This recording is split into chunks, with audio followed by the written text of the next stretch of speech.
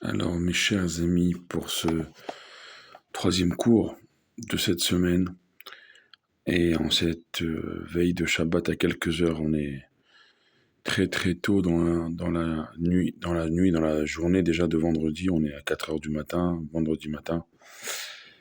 Et voilà, comme tout au long de cette semaine, on commence par une chanson et on se dit ensemble quelques mots de renforcement pour ce Shabbat qui arrive. Donc, un Shabbat paracha de Shelach Lecha, le dernier Shabbat du mois de Sivan, celui où on a reçu la Torah. Et bien sûr, un Shabbat forcément d'espérance que déjà dès cette nuit, dans les quelques heures qui restent de cette nuit, on n'ait pas d'alerte ici en Israël, que toute la journée de demain, vendredi, enfin d'aujourd'hui, on est déjà vendredi, et que le Shabbat se passe le mieux possible pour tout le monde ici en Israël, sans alerte, sans abri, sans stress. Et justement, c'est pour ça que le rabbi commence toujours à parler avec un chant pour réchauffer les cœurs. Alors, comme c'est Shabbat, dans quelques heures, on entendra, j'espère, à nos tables de Shabbat, Ki yashmera Shabbat el yishmereni אותי לעול מעד בינו וביני לך דודי לקראת כלה פני שבת נקבלה שלום לבן דודי עצח ואדמון שלום לך מאת רכה כמו רימון שלום לבן דודי, שלום עליכם, מלאכי השלום, מלאכי עליון. מי מלך מלאכי המלכים, הקדוש ברוך הוא. Cuando lei Nimrod al capo salía, araba en el cielo llena estrella, vido luz santa en la judería que había de nacer Abraham Avinu. Abraham Avinu, Padre querido, Padre bendito, luz de Israel. Abraham Avinu, Padre querido, Padre bendito, luz de Israel. Yafa vetama, Torah temima, הנעימה מיוחל לעמיק בסודך סוד אלוקים חיים יעלם שבני נעלם זמני מתי שבאני אל מושב עירה יעלה בואי לגני אין עץ רימון גם פרחה גפני יעלה בואי לגני אין עץ רימון גם פרחה גפני. Voilà, c'est quelques notes de plusieurs chansons de Shabbat comme ça en medley. J'espère que ça vous a mis du baume au cœur.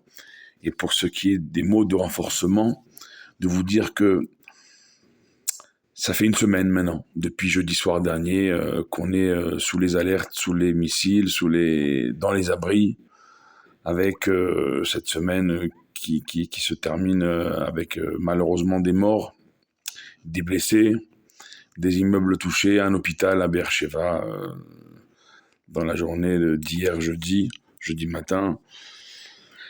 J'aimerais vous dire que c'est fini à 100%, on n'en sait rien, on n'est pas ni dans l'armée, ni dans le gouvernement, dans les secrets des services de renseignement, on n'en sait rien. Tout ce qu'on peut faire, nous ici en terre d'Israël et vous qui m'écoutez, qui me regardez en diaspora, c'est de prier, de continuer à prier comme vous l'avez fait toute cette semaine et de faire de ce Shabbat un Shabbat incroyablement investi, intense, honnête, sincère, s'investir dans ce Shabbat. Pas dire juste je passe Shabbat, subir le Shabbat, mais dire je vais vivre ce Shabbat intensément. Et ce qui est extraordinaire, mes chers amis, ce qui est extraordinaire, c'est que c'est le Shabbat de la Shlichut.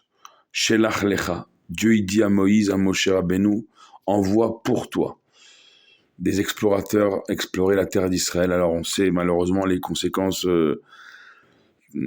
dommageables pour notre peuple, puisque va en ressortir sur les 12 explorateurs 10 qui vont faire de la médisance sur la terre d'Israël, ce qui va entraîner notre errance 40 années supplémentaires dans le désert avant de pouvoir y entrer, avant qu'une nouvelle génération puisse y rentrer. Mais auparavant de ces péripéties qui nous ont coûté dans notre histoire, eh bien, il y a la shlichut. Il y a Dieu qui dit à Moshe, envoie pour toi. C'est-à-dire que, c'est quoi envoie? Le rabbi, il dit que les envoyés sont à l'image de celui qui les envoie. Ça veut dire que les 12 princes issus des 12 tribus d'Israël que Moshe a choisis étaient tous forcément à l'image de Moshe, puisque c'est Moshe qui, selon ses critères, selon sa ressemblance, les a choisis. Donc, ils étaient forcément les 12 princes les plus ressemblants à Moshe de tout le peuple à cette époque-là. Dans les 12, il y a les deux qui n'ont pas médit sur la terre d'Israël au retour, c'est Yoshua bin Nun, l'élève de Moshe, qui va être le successeur plus tard de Moshe en terre d'Israël, et Kalev ben Yefouné, prince de la tribu de Yehuda, qui lui va demander la bénédiction des patriarches et des matriarches à Hebron avant d'explorer la terre d'Israël.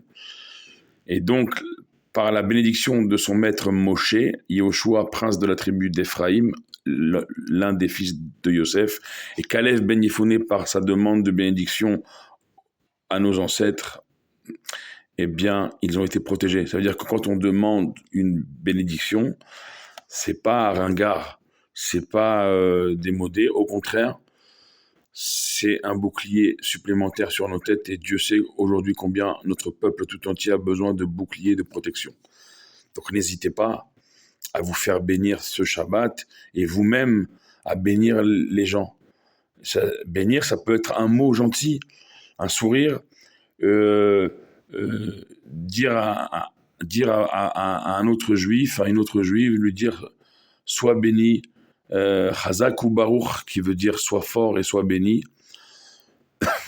On peut dire, il y a des petits mots, des petites attentions, des bénédictions, même en français. Dites, voilà, souhaitez du bien aux Juifs que vous allez rencontrer. Et j'irai même jusqu'à dire, et c'est le Baal Shem Tov qui l'enseigne, Rabbi Israël Baal Shem Tov, le fondateur de toutes les chassidoutes, que même dire Shabbat Shalom au moindre Juif que vous croisez dans la rue, c'est énorme.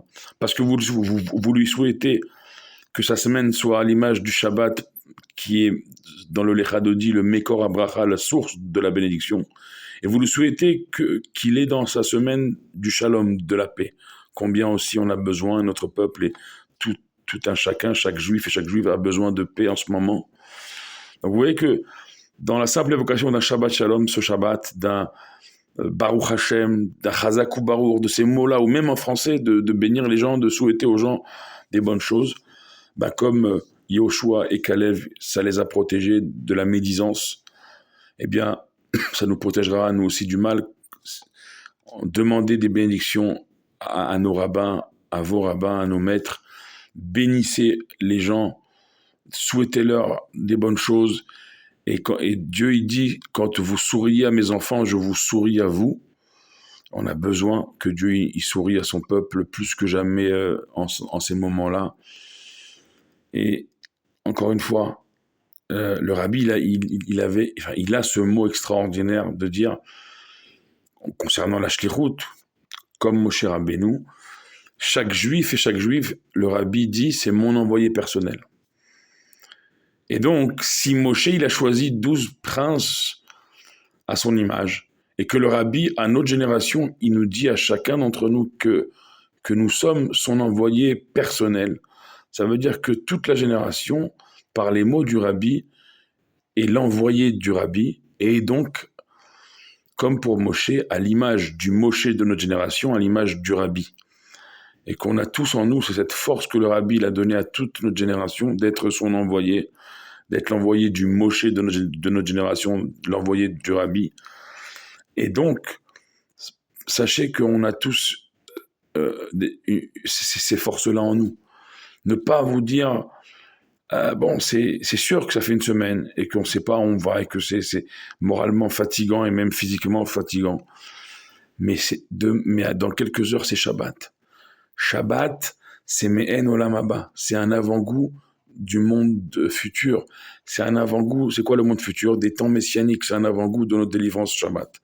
Ça veut dire que Shabbat, c'est l'apéro de notre délivrance. C'est le before.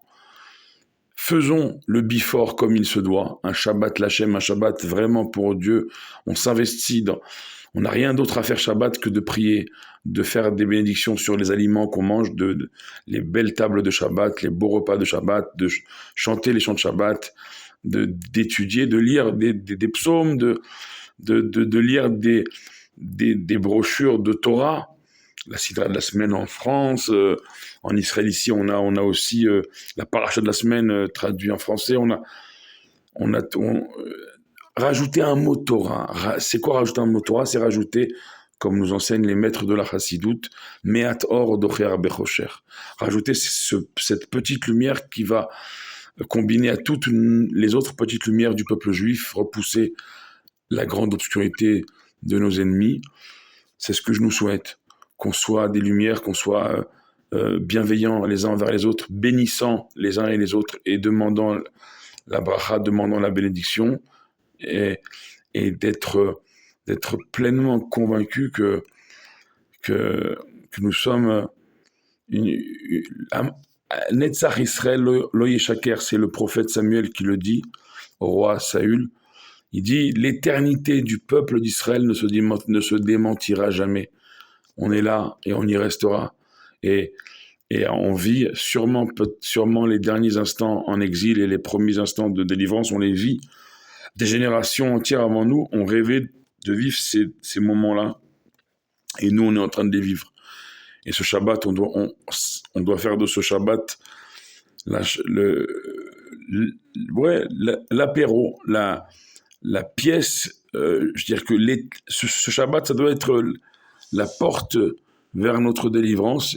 Et donc s'investir dans ce Shabbat, faire les chalotes vous-même, en prélever la terouma, faire la bracha de la frachatchala, c'est des grandes ségoulottes, c'est des grands trésors pour tout notre peuple. Mettre avant l'entrée de Shabbat des pièces à la tzedaka avant d'allumer les bougies, allumer les bougies à toutes les filles de vos maisons. Le rabbi, il insiste pour que chaque fille juive allume sa bougie de Shabbat, rajouter de la lumière en lumière, en parole et en action, et de vous souhaiter le Shabbat le plus shalom qui soit, plus que jamais ce Shabbat, et faire que ce Shabbat, par notre unité et notre action, soit la bascule définitive vers notre délivrance. Amen. Kenny Ratson.